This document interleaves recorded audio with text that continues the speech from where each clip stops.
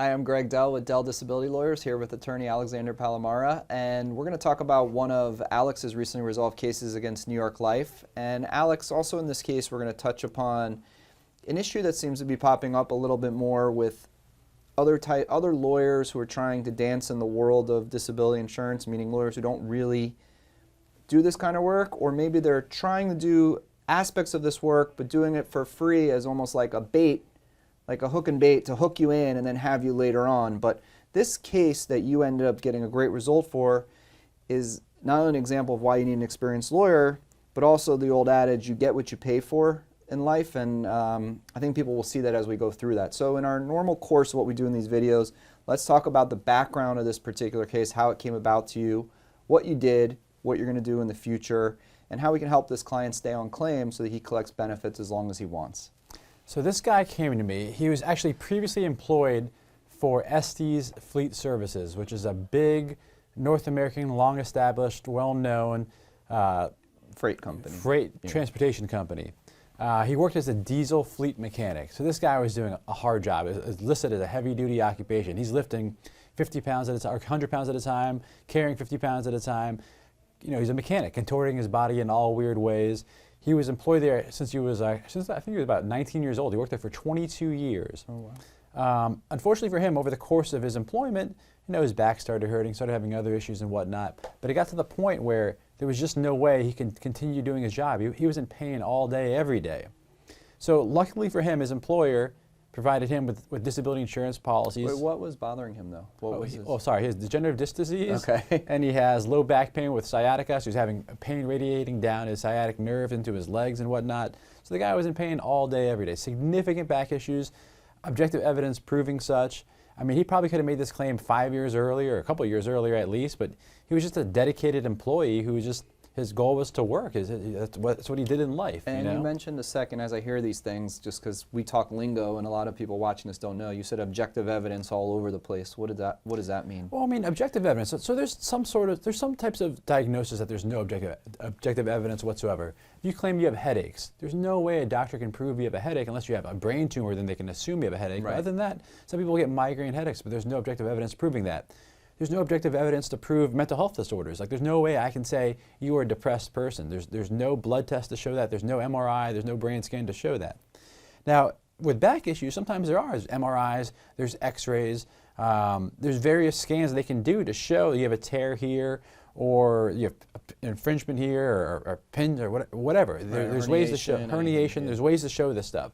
So this guy had objective evidence proving all of his complaints and proving his diagnosis.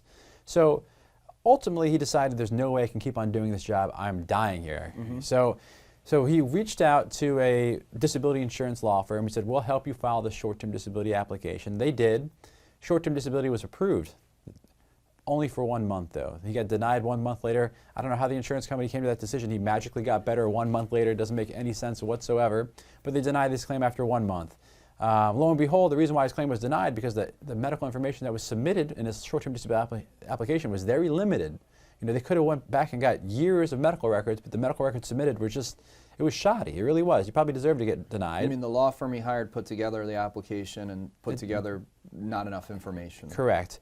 But they did the appeal for him, too. So they did a short-term disability appeal, and while they were doing the short-term disability appeal, they went ahead and filed a claim for long-term disability benefits. So this guy, unfortunately, his short-term disability appeal gets denied as well. His long-term disability application gets denied, and this law firm says, sorry, we don't want to move forward with you anymore. There's nothing we can do for your claim. We're sorry. He was very dejected. He was sad. So he basically sat on his claim for months. I mean, this denial is from April of 2021.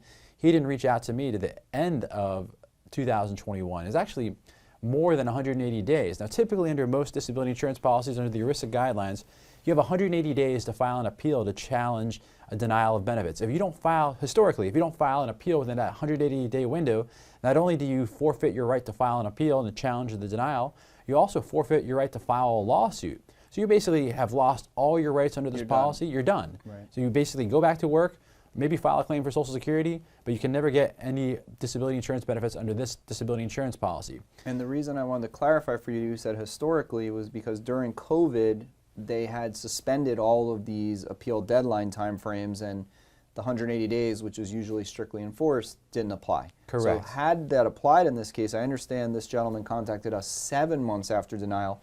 Ordinarily, he may have been in a position where he may have been precluded from bringing anything at all. Correct. He was saved by the Department of Labor's guidelines that told all the disability insurance policy companies that they have to give extensions of time. They've actually given a few different guidelines, but the current guidelines for this guy's claim basically said that it's either the 180-day time period starts 1 year from the date of the denial letter. So that's what saved him here. Now, for the people watching this video, that language might be gone. It might not be able to save them. So we have to stress, if you get denied, you have to contact us or at least do an appeal with it before 180 days. We ask that you contact us way before then, so a proper appeal can be done.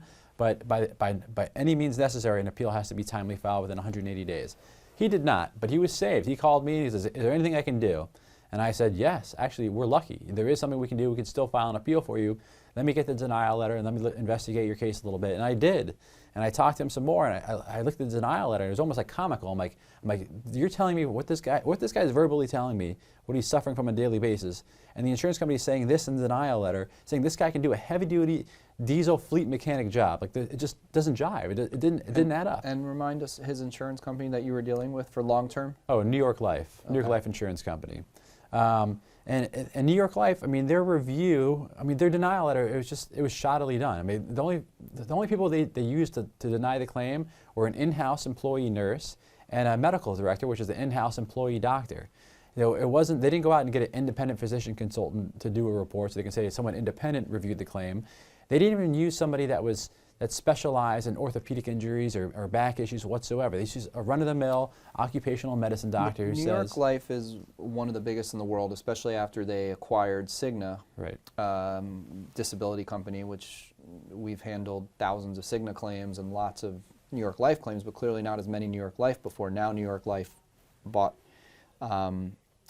their book of bought business. Cigna, but was this the typical 3-page cut and paste denial letter that we're usually seeing from Cigna? 100%. I mean, I could literally read the denial letter in like the 2 chunks of paragraphs that they used to deny the case. I can read to you in 20 seconds. You know, it's kind of a run-of-the-mill denial, but a lot of times they use the independent consultants, and it gives them a little credibility. And here they didn't have any credibility because they didn't go outside their own company to deny this case. So everyone involved was essentially biased against my client because, you know, if they find that he's disabled, then their employer has to pay this person thousands of dollars per month.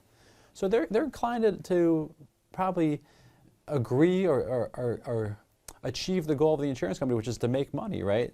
So they relied upon these in-house reviews, which was red flag number 1, and the fact they didn't, again, do an independent consultant review, and another thing that they could have done was send them to a functional capacity evaluation where they can have a physical therapist run them through some physical functional testing to see whether this guy actually had the capability of doing this heavy-duty job.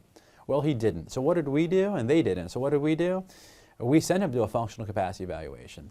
So while we scheduled that FCE, while we're waiting for that FCE, we actually got updated medical records from his treating providers, got a copy of the claim file from the insurance company, reached out to his treating providers, got updated letters of support. The doctors were supportive prior to the denial, but now we even got more updated and more clarifying language from the doctor saying, how is he disabled? Why do you think he's disabled? What are you relying upon to come to that conclusion? Yada, yada, yada. And after we got all this information and results of the functional capacity evaluation, which showed that he had a sedentary occupational demand capability. So he can do a sedentary job at the time of testing, right? We got all this, the appeal practically wrote itself. It was a pretty darn easy appeal to write because we have all this evidence that's supporting his claim. I put together an appeal. I summarized all the support from the treating providers, all the old support, all the new support, all the objective medical evidence, the results of the functional capacity evaluation, that I heavily criticized the reviews that they try to rely upon. And in fact, the medical director reviews report was not even in the claim file, so I also criticized them for violating the ERISA laws there. And even still, it took them 70 days, but ultimately, New York Life did the right thing and they approved his claim for long-term disability benefits. They paid all those back benefits. A letter of the same day, even though I couldn't even appeal the short-term disability denial, they knew that it would not jive if they approved long-term but kept the short-term denied. Right. They sent me the letter the same day. They approved the short-term disability benefits, and my client got all those benefits, and he's been on claim ever since. And since that time, the evidence that we compiled for the long-term disability case, he was able to utilize for his Social Security disability case, so he's getting those benefits as well. That's fantastic. And it's funny, though, because you do this all day long, every day. You've handled thousands of appeals, and you like said a comment for you. It almost wrote itself. But then you rattled off 10 other things that you did that people would have to like rewind this video to listen to what you did. So it's easy for you because you do it day in, day out, and you know exactly what you're looking for. And you went through this claim file, which was a couple hundred pages, and you know how to do it because this is what you do because you're an expert at doing this particular thing. But it's a difficult process, obviously seen by this other law firm that tried to do it and basically left this guy out to dry and then didn't do anything because it wasn't easy picking for them. Right. So that was sad. But great that the client found you. Hopefully, through these videos, lots of people find us and share these things, share our videos with their friends or anyone else co-workers who may be in a position where they need long-term disability claim. And it does start at the application stage. And this client was smart enough to say, hey, I got a lawyer, they're going to help me. But do your research and get the right lawyer. And then from there, now I know, you won these benefits now. And from what you're saying, there's going to be another battle coming along for this client because they probably have. It does. The policy has a change in definition of disability. So for the first 2 years, you have to be unable to perform the duties of your own occupation. Right. For this guy, it's a heavy-duty occupation. But after 2 years, it gets a little bit more difficult to qualify because then you have to prove that you can't do the material duties of any gainful occupation. The insurance companies typically see that as a sedentary job, right? If you can sit, you can work. Right.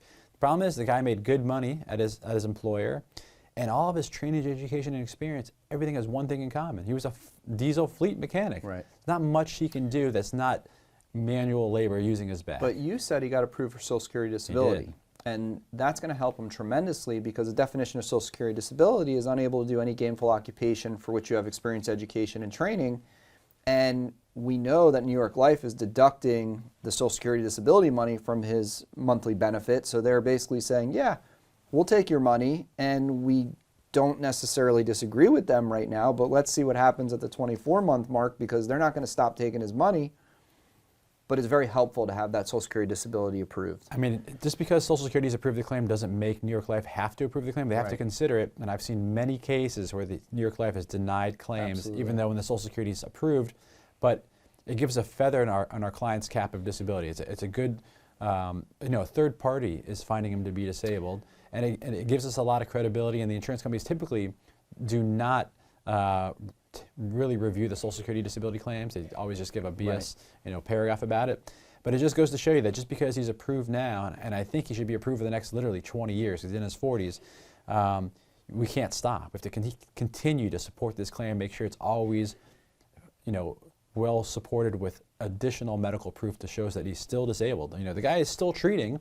His goal is not to be on disability the rest of his life, but if he needs to be, we're there to help him. Well, the battle at 24 months is going to be interesting because of the change of definition. I know you're preparing for that, and we'll continue to do whatever we can to protect his benefits. So congratulations on a great outcome for a client. If you're someone out there who has a New York Life short-term or long-term disability insurance claim, feel free to reach out to Alex, myself. No matter where you live in the country, we're available to assist you, and we'll always provide you with an immediate free phone consultation.